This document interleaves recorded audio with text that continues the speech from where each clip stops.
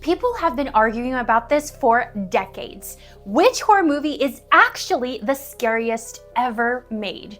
Not just creepy, not just gory, but the one that gets under your skin, messes with your sleep, and refuses to leave your head. Today, we're making the case with a real framework. We're ranking the most terrifying horror films of all time using a real framework, not just vibes.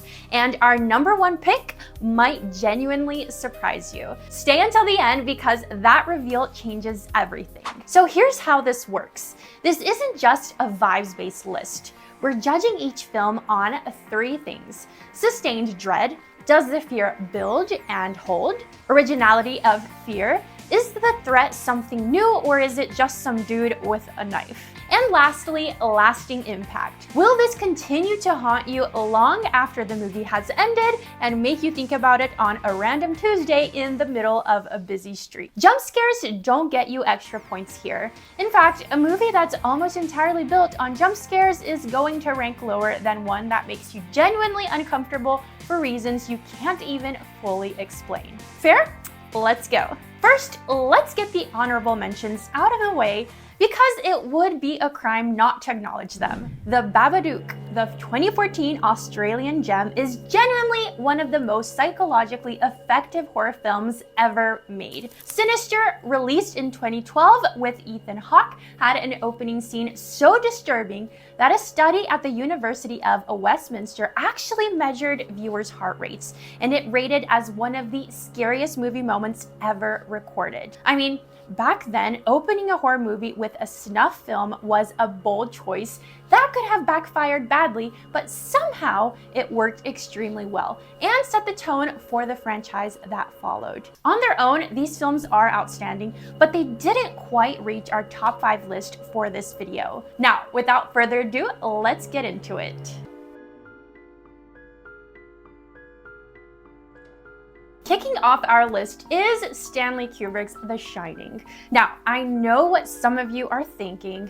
It's old, you've seen it referenced in everything from The Simpsons to Ready Player One. Does it still hold up as genuinely scary? And oh yes, absolutely yes. The Shining works on a level most horror films don't even attempt. Kubrick crafts a sense of wrongness, but not through monsters or gore, but through geometry, music, and Jack Nicholson's face. The Overlook Hotel doesn't feel like a set.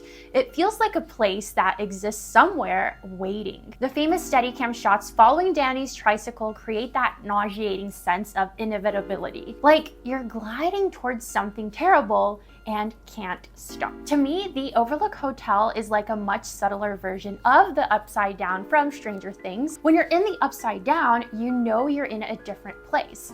With the Overlook Hotel, you have this unshakable feeling that something is majorly off, but you can't put your finger on it. Jack Torrance's descent is horrifying because you watch a husband and father become a predator in real time. And the performances are extraordinary. Shelley Duvall's terror feels genuinely real because by many accounts, Kubrick made her life miserable on set to get those reactions. There is so much I want to say about this, but for the sake of this video, I will hold my peace. At the box office, it made around $44 million against its $19 million budget in 1980. Critics famously dismissed it at first. I mean, it got 2 Razzie nominations, but today, it's considered one of the greatest films ever made. Time is funny like that. The Shining earns its place at #5 because even after 45 years, that bathroom scene makes you want to look away. If you're into horror rankings like this, subscribe. We do these every week. And by the way, if you want to check out our other videos after this, we've got a full ranking of Kings and Queens of Horror. The link is in the description.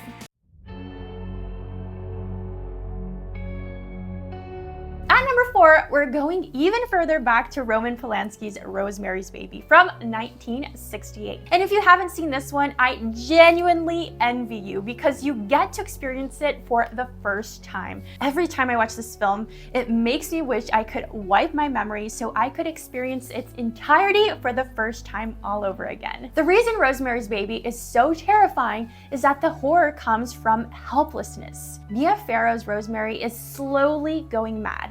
Or is she? Also, every single person around her, including her own husband, may be conspiring against her. The film is a masterclass in how paranoia can be weaponized. It does it so slowly, so methodically, that by the time you get to the reveal, you've been thoroughly, completely unsettled. And if you're watching it alone, prepare to stay awake for the rest of the night, because even the slightest sound will make you think they've come for you. There are no jump scares. Yes, I repeat, there are no jump scares in Rosemary's Baby, and that's what makes it 10 times more terrifying. The camera barely moves quickly, and yet the movie gets under your skin like few others do. The dream sequence, the one everyone brings up at least once when talking about this film, is genuinely disturbing, and more than 50 years later, it still feels violating. It also reflects something uncomfortable about the real world. What if the people closest to you can't be trusted? That's not just horror movie logic, that's a primal human fear. Polanski understood that and built an entire movie around it. Number 4, and it absolutely earns it.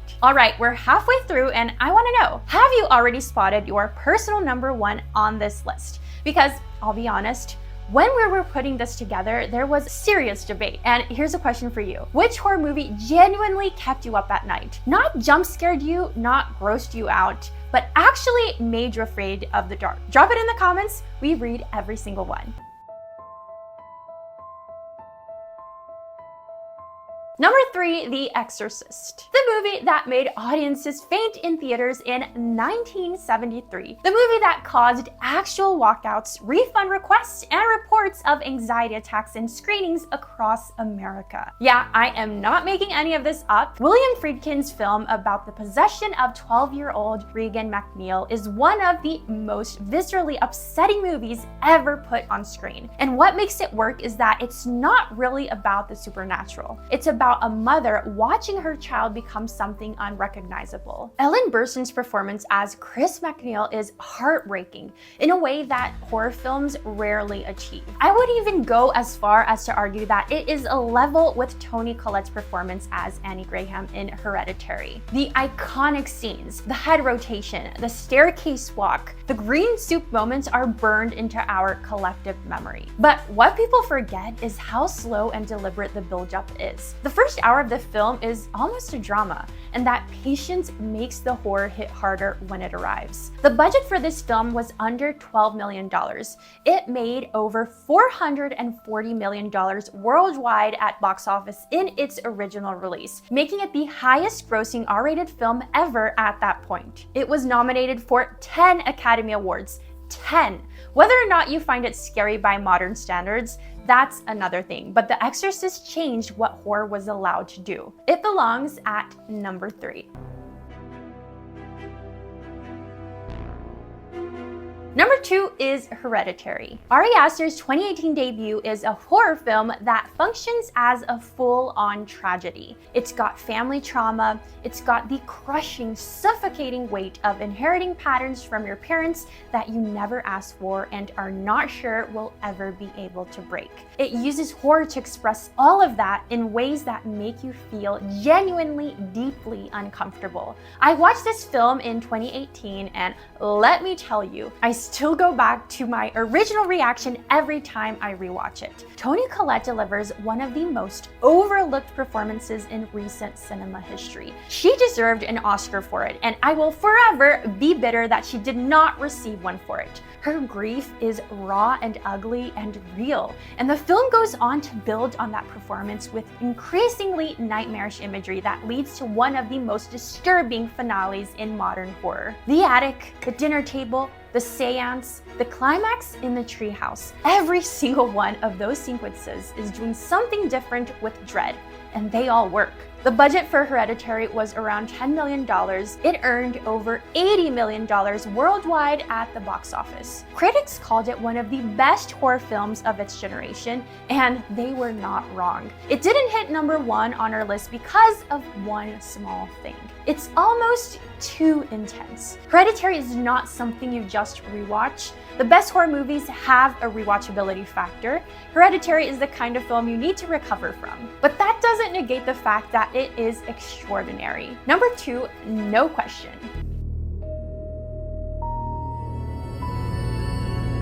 Number 1, The Witch. Our number 1, Robert Eggers' The Witch from 2015. And I can already hear the complaints, but hear me out for a second. Here's the thing about The Witch. It doesn't scare you the way horror movies actually scare you. I mean, there's no monster jumping at the camera. The score doesn't raise the hair on your arms. The pacing, it's slower than my grandma on her daily walk. And that is exactly the point. The Witch creates fear by doing something almost no other horror film attempts. It builds an airtight, historically authentic world, which is 1630s Puritan New England, and then systematically destroys every character's sanity within it. It establishes itself as a keenly alien setting from the get-go, so that you, as a viewer, it builds an airtight, historically authentic world, which is 1630s Puritan New England, and then systematically destroys every character's sanity within it. It establishes an alien setting from the get-go,